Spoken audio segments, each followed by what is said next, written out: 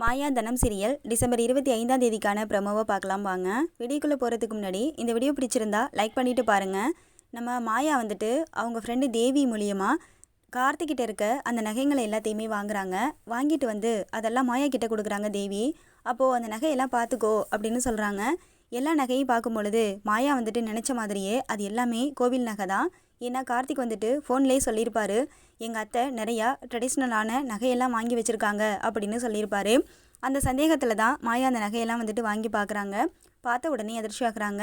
தேவிக்கிட்ட மாயா சொல்வாங்க, நீ செஞ்ச இந்த உதவியை நான் எப்போவுமே மறக்க மாட்டேன், ரொம்ப நன்றிடி அப்படின்னு சொல்கிறாங்க. எனக்கு எதுக்கு மாயா நன்றிலாம் சொல்லிக்கிட்டு இருக்க, நீ என் ஃப்ரெண்டு, உனக்கு எந்த ஹெல்ப்னாலும் நான் பண்ணுறேன் அப்படின்னு சொல்லி கேட்குறாங்க. சரி நீ இங்கேவே வெயிட் பண்ணு, நான் வந்துடுறேன் அப்படின்னு சொல்லிட்டு நம்ம மாயா என்ன செய்கிறாங்கன்னா நேராக கோவிலுக்கு போகிறாங்க. கோவிலுக்கு போயிட்டு அங்கே இருக்கிற பூசாரியை பார்த்து இந்த நகைங்களை கொடுக்குறாங்க. அந்த பூசாரி கேட்குறாங்க, எப்படிம்மா அந்த நகையெல்லாம் உங்ககிட்ட வந்துச்சு அப்படின்னு சொல்லி கேட்குறாங்க. எங்கள் பெரியப்பா மேலே எந்த தப்பும் இல்லை, அவர் ரொம்ப நல்லவர், இந்த நகையெல்லாம் நான் மீட்டு கொண்டு வந்துட்டேன், நீங்கள் எனக்காக ஒரு உதவி பண்ணணும் அப்படின்னு சொல்கிறாங்க. ரகுராம் ஐயா ரொம்ப நல்லவர், அவருக்காக நான் எந்த உதவினாலும் செய்ய தயாராக இருக்கேன் அப்படின்னு பூசாரி சொல்கிறாங்க. நான் சொல்கிற மாதிரி நீங்கள் இந்த ஒரு சில விஷயத்த பண்ணால் போதும், கண்டிப்பாக பெரியப்பா வெளியில் வந்துடுவார் அப்படின்னு சொல்லி ஒரு விஷயத்த பூசாரிக்கிட்ட சொல்கிறாங்க. சரிங்கம்மா, நீங்கள் சொன்ன மாதிரியே நான் பண்ணுறேன் அப்படின்னு அவரும் சொல்கிறாரு. அப்போ உடனே அந்த நகைங்களை கொண்டு போய் கோவிலில் வச்சுட்டு அங்கே இருக்க போலி நகைங்களை எடுத்துகிட்டு வர சொல்கிறாங்க. அவரும் அந்த போலி நகைங்களை எடுத்துகிட்டு வராரு. அப்போது இந்த நகையெல்லாம் ஒரிஜினலுங்கிறத நம்ம எப்படிம்மா ஊருக்கு தெரிவிக்கிறது அப்படின்னு அவர் கேட்குறாரு. அதுக்கு என்கிட்ட ஒரு ஐடியா இருக்குது அப்படின்னு சொல்கிறாங்க. கோவிலில் வந்துட்டு அம்மனே சொன்னால் எல்லோரும் நம்புவாங்க, நம்ம சொன்னால் நம்ப மாட்டாங்க, அதனால் நீங்கள் அருள் வந்து இந்த விஷயத்த சொல்லணும், இந்த நகையெல்லாம் போலி கிடையாது, ரகுராம் மாதிரியே எல்லாமே உண்மையான நகை, ரகுராமை வந்துட்டு நல்ல மனுஷனை நீங்கள் தண்டிச்சிட்டிங்க அப்படின்னு சொல்லி சொன்னீங்கன்னா அதுக்கப்புறம் நடக்க வேண்டியது எல்லாமே ஆட்டோமேட்டிக்காக நடந்துடும் அப்படின்னு சொல்கிறாங்க. அப்போ உடனே என்ன செய்கிறாங்கன்னா அந்த நகைங்களை வாங்கிக்கிட்டு நேராக நம்ம மாயா மறுபடி தேவியை போய் பார்க்குறாங்க. அப்போது தேவி, நீ என்ன பண்ணுறனா இந்த நகைங்களை எல்லாத்தையும் எடுத்துகிட்டு போயிட்டு அந்த கார்த்திகிட்ட கொடுத்துரு அப்படின்னு சொல்கிறாங்க. சரிடி அப்படின்னு சொல்கிறாங்க. உடனே கார்த்திக் வந்துட்டு அந்த பார்க்லேயே வெயிட் பண்ணிக்கிட்டு இருக்காரு. தேவி எப்போ வருவா, மறுபடியும் அவளை நம்ம எப்போ பார்க்கலாம் அப்படின்னு ரொம்ப ஆவலாக வெயிட் பண்ணிக்கிட்டு இருக்காரு. அப்போது தேவி இந்த நகைங்களை எல்லாத்தையும் எடுத்துக்கிட்டு அங்கே போகிறாங்க. அங்கே போகும்பொழுது மாயா வந்துட்டு கார்த்திக்கு கால் பண்ணுறாங்க. ஹலோ கார்த்திக் அப்படின்னு சொல்கிறாங்க. தேவி சொல்லு தேவி, உனக்காக தான் நான் வெயிட் பண்ணிக்கிட்டு இருக்கேன் அப்படின்னு சொல்கிறாங்க. என்ன கார்த்திக் சொல்கிறீங்க, நீங்கள் இவ்வளவு நேரமாக அங்கே தான் வெயிட் பண்ணிக்கிட்டு இருக்கீங்களா அப்படின்னு சொல்லி கேட்குறாங்க. ஆமாம், நான் உனக்காக தான் காத்துக்கிட்டு இருக்கேன். ஆமாம், நீ ஃபங்க்ஷன் போயிட்டு வந்துட்டியா அப்படின்னு சொல்லி கேட்குறாங்க. நான் ஃபங்க்ஷன் போயிட்டு வந்துக்கிட்டே இருக்கேன் அப்படின்னு அவங்க சொல்கிறாங்க. அப்படியா, அப்போது இப்போ நீ மறுபடியும் என்னை பார்க்க வருவியா அப்படின்னு கேட்குறாங்க. ஆமாம் கார்த்திக், உங்கள் ஜுவல்ஸ் எல்லாம் உங்ககிட்ட தரணும்ல, அதனால நான் கண்டிப்பாக இப்போ உங்களை பார்க்க தான் வந்துக்கிட்டு இருக்கேன் அப்படின்னு சொல்கிறாங்க. சரி சரி நீ வா, நான் அங்கேயே வெயிட் பண்ணுறேன் அப்படின்னு சொல்கிறாரு கார்த்தி. உடனே மாயா ஃபோனை கட் பண்ணுறாங்க. அடுத்ததாக தேவிக்கு கால் பண்ணி அந்த கார்த்திக் அங்கே தான் காத்துக்கிட்டு இருக்கேன்னு சொல்கிறான், நீ எடுத்துகிட்டு போயிட்டு இந்த நகையை அவனுக்கு சந்தேகம் வராத அளவுக்கு அவன்கிட்ட கொடுத்துரு அப்படின்னு சொல்கிறாங்க. சரி மாயா, நான் பார்த்துக்கிறேன் அப்படின்னு சொல்கிறாங்க. மறுபடி நேராக அந்த தேவிங்கிறவங்க அங்கே போகிறாங்க. அங்கே போகும்பொழுது அந்த கார்த்திக் வந்துட்டு அங்கேயே காத்துக்கிட்டு இருக்காங்க. வா தேவி, உனக்காக தான் நான் வெயிட் பண்ணிக்கிட்டு இருக்கேன் அப்படின்னு சொல்கிறாங்க. நீங்கள் இவ்வளவு நேரமாக இங்கேயே வெயிட் பண்ணுவீங்கன்னு எனக்கு தெரியாது கார்த்திக், நீங்கள் வெளியில் கூட போயிட்டு வந்திருக்கலாமே அப்படின்னு சொல்கிறாங்க.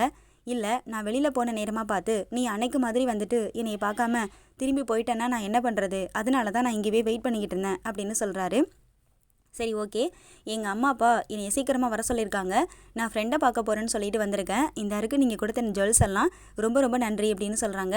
பரவாயில்ல தேவி, உனக்காக நான் இதை கூட செய்ய மாட்டேனா, நான் உனக்கு டைமண்டில் கூட ஜுவல்ஸ் வாங்கி கொடுத்துருப்பேன், ஆனால் நீ அவசரமாக கேட்டதுனால தான் நான் வீட்டில் இருந்த இந்த நகைங்களை எடுத்துகிட்டு வந்தேன் அப்படின்னு சொல்கிறாங்க. ஐயோ கார்த்திக், அதெல்லாம் ஒன்றும் வேணாம், நீங்கள் இது கொடுத்ததே எனக்கு ரொம்ப பெரிய விஷயந்தான் அப்படின்னு சொல்கிறாங்க. சரி ஓகே பாய், நம்ம இன்னொரு நாள் மீட் பண்ணலாம் அப்படின்னு சொல்கிறாங்க. அப்படியா, சரி ஓகே, நீ மறுநாள் எப்போ வருவியோ அது வரைக்கும் நான் உனக்காக காத்துக்கிட்டு இருப்பேன் தேவி அப்படின்னு சொல்கிறாரு கார்த்தி. சரி ஓகே கார்த்திக், நான் கிளம்புறேன் அப்படின்னு சொல்லிட்டு அங்கேருந்து கிளம்புறாங்க. அடுத்து கோவில் பூசாரி என்ன செய்கிறாங்கன்னா நம்ம மாயா சொன்ன மாதிரியே அந்த விஷயத்த பண்ண போகிறாங்க. அப்போது கோவிலுக்கு எல்லாரும் சாமி கும்பிட்றதுக்காக வராங்க. அந்த நேரம் பார்த்து கோவில் பூசாரி கையில் வச்சுருந்த திருநீர் தாம்பூலத்தை தூக்கி வீசிட்டு அருள் வந்து அந்த இடத்துல ஆட ஆரம்பிக்கிறாரு. ஆத்தா வந்திருக்கு, எல்லாரும் என்னன்னு கேளுங்க அப்படின்னு சொல்கிறாங்க. சொல்லுமா, இப்போ எதுக்காக நீ வந்திருக்க அப்படின்னு சொல்லி ஒரு சிலர் கேட்குறாங்க. தண்டிச்சிட்டிங்கடா, ஒரு நல்ல மனுஷனை நீங்கள் தண்டிச்சிட்டீங்க அப்படின்னு சொல்கிறாங்க. என்னம்மா சொல்கிறீங்க அப்படின்னு கேட்க, ஆமாம் அப்படின்னு சொல்கிறாங்க. அவர் வந்துட்டு நகைங்களை மாற்றி வச்சதுனால தானம்மா நாங்கள் இப்படி ஒரு வேலையை பண்ணணும். இங்கே இருக்கிறது எல்லாம் உனக்கு வச்ச நகை கிடையாது, எல்லாமே போலியான நகைன்னு சொல்கிறாங்க. அதெல்லாம் கிடையாது, இங்கே இருக்கிறது அத்தனையுமே ஒரிஜினலு, எல்லாமே தங்க நகை அப்படின்னு சொல்கிறாங்க. நீங்கள் என்னம்மா சொல்கிற, எங்களுக்கு ஒன்றுமே புரியலை அப்படின்னு சொல்கிறாங்க. அப்போ உடனே அந்த நகைங்களை எல்லாத்தையும் போய் எடுத்துகிட்டு வாங்க, உடனே ஆசாரியை வர சொல்லுங்க அப்படின்னு சொல்கிறாங்க. அப்போது ஆசாரிக்கு ஃபோன் பண்ணி உடனே வர சொல்கிறாங்க. அப்போ உடனே, யோ இங்கே இருக்கிற நகைங்களை எல்லாத்தையும் கொஞ்சம் பார்த்து என்னன்னு கரெக்டாக சொல்லியா அப்படின்னு கேட்குறாங்க. உடனே இந்த நகைங்களை எல்லாத்தையுமே உரசி பார்க்குறாங்க. உரசி பார்க்கும் பொழுது லிங்கமும் புவனேஸ்வரியும் அந்த விஷயத்தை கேள்விப்பட்டு அந்த இடத்துக்கு வராங்க. என்ன நடக்குது இங்கே? ஆல்ரெடி எல்லா நகைங்களையும் பார்த்து தானே எல்லாம் போலின்னு தெரிஞ்சு ரகுராம போலீஸ் ஸ்டேஷனில் பிடிச்சிட்டு போனாங்க. அப்புறம் என்ன மறுபடி சோதனை போடுறீங்க அப்படின்னு சொல்லி கேட்குறாங்க. ஆத்தாவே இறங்கி வந்து சொல்லியிருக்கு, இதுக்கு மேலே சோதிச்சு பார்க்குறது தான் சரியானதாக இருக்கும் அப்படின்னு சொல்லிட்டு சோதிக்கிறாங்க. ஐயா ஆசாரி அந்த நகைங்களை எல்லாத்தையுமே டெஸ்ட் பண்ணி பார்த்துட்டு சொல்கிறாங்க, ஐயா இந்த நகைங்க எல்லாமே சுத்தமான தங்கம்யா அப்படின்னு சொல்லிடுறாங்க. இது கேட்ட உடனே ஊர் மக்கள் எல்லாரும் ரொம்ப அதிர்ச்சி ஆகுறாங்க. ஐயோ தேவையில்லாமல் ஒரு நம்ம ஊர் தலைவர் மேலே வீண் பழி போட்டுட்டோமே, ரகுராமையா இப்படி ஒரு விஷயத்த பண்ணியிருக்க மாட்டாருன்னு நம்மளாம் கொஞ்சம் பொறுமையாக இருந்திருக்கணும். ஆனால் அவசரப்பட்டு நம்ம ஐயாவை தூக்கி உள்ளே வச்சுட்டோமே, இப்போ எப்படி நம்ம ஐயா முகத்தில் போய் முழிக்க போகிறோம்? அந்த குடும்பம் நம்மளுக்கு எவ்வளவோ நல்லது செஞ்சுருக்காங்க, ஆனால் அதையெல்லாம் நம்ம மறந்துட்டு இப்படி ஒரு விஷயத்த பண்ணியிருக்கக்கூடாது. நம்ம எல்லாரும் சேர்ந்து பெரிய தப்பு பண்ணிட்டோம். ஆத்தா எங்களை மன்னிச்சிரு ஆத்தா, நாங்கள் இப்போவே போய் அந்த மனுஷனை வெளியில் கூட்டிகிட்டு வரோம் அப்படின்னு சொல்கிறாங்க. உடனே புவனேஸ்வரியும் லிங்கமும் செம்மையாக அதிர்ச்சி ஆகுறாங்க. என்ன இதெல்லாம் எப்படி நகையெல்லாம் மாறுனுச்சு அப்படிங்கிற மாதிரி பார்த்துக்கிட்டு இருக்காங்க. ஒன்றுமே புரியலைன்னு எனக்கு, எப்படின்னு நம்ம வீட்டில் வச்ச நகையெல்லாம் போலி நகையாக மாறுனுச்சு அப்படின்னு சொல்லி கேட்குறாங்க. ஒருவேளை இந்த லிங்கம் ஏதாவது பண்ணியிருப்பாரா அப்படின்னு புவனேஸ்வரி சொல்கிறாங்க. எனக்கும் அதாம்மா ஒன்றும் புரியலை, சந்தேகமாக இருக்குது அப்படின்னு பசுபதி சொல்கிறாரு. உடனே என்ன செய்கிறாங்கன்னா நேராக போலீஸ் ஸ்டேஷனுக்கு போகிறாங்க. ஊரில் இருக்க பஞ்சாயத்து ஆட்கள் எல்லாரும் அங்கே போன உடனே அங்கே போலீஸ் கேட்குறாங்க, என்னங்க ஐயா அப்படின்னு கேட்குறாங்க. நாங்கள் ரகுராமையாவை பார்க்கணும் அப்படின்னு சொல்கிறாங்க. சும்மா வந்து காலையிலேருந்து ஒரு ஆளாக அவரை பார்த்துக்கிட்டே இருக்கீங்க. நீங்கள் வந்துட்டு எந்த ஒரு இதுவும் இல்லாமல் அவரை வந்து பார்க்க முடியாது. சட்டப்படி நீங்கள் போயிட்டு ஆர்டர் வாங்கிட்டு வாங்க, அதுக்கப்புறம் தான் நீங்கள் அவரை பார்க்க முடியும் அப்படின்னு சொல்கிறாரு அங்கே இருக்கிற போலீஸு. அப்போ உடனே அந்த பஞ்சாயத்து ஆட்கள் எல்லோரும் என்ன சொல்கிறாங்கன்னா, ஐயா எங்களை மன்னிச்சிடுங்க, தவறுதலாக நாங்கள் கம்ப்ளைண்ட் பண்ணிட்டோம். எங்கள் ரகுராமையா மேலே எந்த தப்புமே இல்லை, அங்கே இருக்கிற நகைங்க எல்லாமே ஒரிஜினல் தங்கம் தான் அப்படின்னு சொல்கிறாங்க. அப்போ உடனே அந்த இன்ஸ்பெக்டர் கேட்குறாங்க, என்னையா நினச்சிக்கிட்டு இருக்கீங்க நீங்கள்? உங்கள் இஷ்டத்துக்கு கம்ப்ளைண்ட் கொடுப்பீங்க, உங்கள் இஷ்டத்துக்கு நீங்கள் மாற்றி எல்லாம் சொல்லிக்கிட்டு இருப்பீங்களா அப்படின்னு சொல்லி கேட்குறாங்க.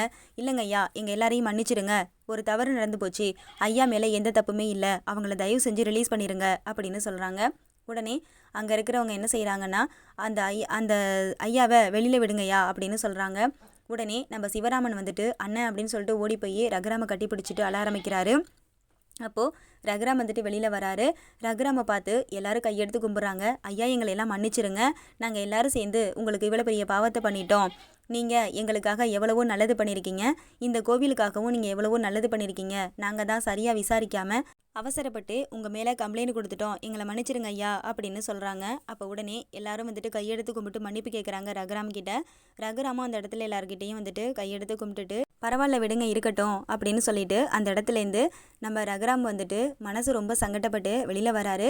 அப்போது சிவராமன் யோசிக்க ஆரம்பிக்கிறாரு, எப்படி இந்த நகையெல்லாம் மறுபடியும் ஒரிஜினல் நகைன்னு சொல்கிறாங்க? ஏற்கனவே பார்வதி தான் இந்த நகையெல்லாம் எடுத்து மாற்றி வச்சேன்னு உண்மையை ஒத்துக்கிட்டா, அதுக்கப்புறம் எப்படி கோவிலில் இருக்க நகையெல்லாம் ஒரிஜினல் தங்கமாக மாறி இருக்கும்? யார் இந்த வேலையெல்லாம் பண்ணியிருப்பா அப்படின்னு சொல்லி யோசிக்க ஆரம்பிக்கிறாங்க. அப்போ உடனே சரின்னு சொல்லிட்டு அவங்க அண்ணனை கூட்டிக்கிட்டு சிவராமன் அங்கேருந்து ஸ்டேஷன்லேருந்து நேராக வீட்டுக்கு வராரு. அப்போது பாட்டியம்மா என்ன செய்கிறாங்கன்னா, வெளியிலேயே தண்ணி எடுத்துகிட்டு போயிட்டு கொடுத்து குளிச்சுட்டு உள்ளே வாப்பா, இதோட உன்னை பிடிச்ச பீடைகள்லாம் போகட்டும் அப்படின்னு சொல்கிறாங்க. உள்ளே வராரு. நம்ம ரகுராமை பார்த்த உடனே பார்வதி ரொம்பவே வந்துட்டு சங்கடப்படுறாங்க. ஐயோ நான் எப்படி மாமா முகத்தில் முழிக்க போகிறேன், நான் இப்படி ஒரு காரியத்தை பண்ணிட்டேனே அப்படின்னு நினச்சி ரொம்ப கவலைப்பட்டுக்கிட்டு இருக்காங்க. அதே நேரத்தில் ரகுராம் வந்துட்டு உள்ளே போகிறாரு. உள்ளே போன உடனே பார்வதி போயிட்டு ரகுராம் காலில் விழுந்து மன்னிப்பு கேட்குறாங்க. மாமா என்னை மன்னிச்சிருங்க, நான் வந்துட்டு உங்கள் தம்பிக்கு ஒரு நான் மரியாதை கிடைக்கணும்னு ஆசைப்பட்டு இந்த மாதிரி ஒரு விஷயத்த பண்ணிட்டேன், இனிமேல் நான் அந்த மாதிரி எதுவுமே பண்ண மாட்டேன் மாமா, என்னை மன்னிச்சிருங்க அப்படின்னு சொல்கிறாங்க. உடனே ரகுராம் வந்துட்டு பார்வதிக்கிட்டே எதுவுமே பேசலை, அமைதியாக இருக்கார். ஜானகி போயிட்டு, என்னங்க நீங்கள் வந்துட்டிங்களா, நீங்கள் வந்துட்டு இல்லாமல் இந்த வீட்டில் எப்படி இருந்தது தெரியுமா அப்படின்னு சொல்லி அவங்க பேசிகிட்டு இருக்காங்க. ஆனால் ரகுராம் யாருக்கிட்டேயுமே எதுவுமே பேசலை, கதவை சாத்திட்டு உள்ளே உட்காந்துருக்காங்க. அப்போது நம்ம மாயா வராங்க. அப்போது ஜானகி கிட்ட மாயா நடந்த உண்மைகளை எல்லாத்தையும் சொல்கிறதுக்கு வாய்ப்பு இருக்குது. அந்த உண்மைகள் எல்லாம் தெரிஞ்சு ஜானகி, மாயா தான் வந்துட்டு நம்ம குடும்பத்தோட குலசாமி, மாயா இல்லைன்னா நம்ம குடும்பம் ஒன்றுமே இல்லை, மாயாவை வந்துட்டு யாருக்குமே புரிய மாட்டேங்குது, இந்த விஷயத்தையாவது சொல்லி மாயா வந்துட்டு ரொம்ப நல்லவங்கிறத ரகுராம் கிட்டையாவது ப்ரூவ் பண்ணி ஆகணும் அப்படின்னு கண்டிப்பாக ஏதாச்சும் ஒரு முடிவு எடுப்பாங்க. ஸோ என்ன நடக்க போகுது என்னங்கிறத அடுத்தடுத்து வரப்போகிற வீடியோக்களில் நம்ம பார்த்து தெரிஞ்சுக்கலாங்க. இந்த வீடியோ உங்களுக்கு பிடிச்சிருந்தா லைக் பண்ணுங்கள், கமெண்ட் பண்ணுங்கள், ஷேர் பண்ணுங்கள். இந்த சேனலை சப்ஸ்கிரைப் பண்ணி பக்கத்தில் இருக்க பெல் ஐக்கானை கிளிக் பண்ணி ஆல்னு செட் பண்ணிக்கோங்க. தேங்க்ஸ் ஃபார் வாட்சிங் மை டியர் ஃப்ரெண்ட்ஸ்.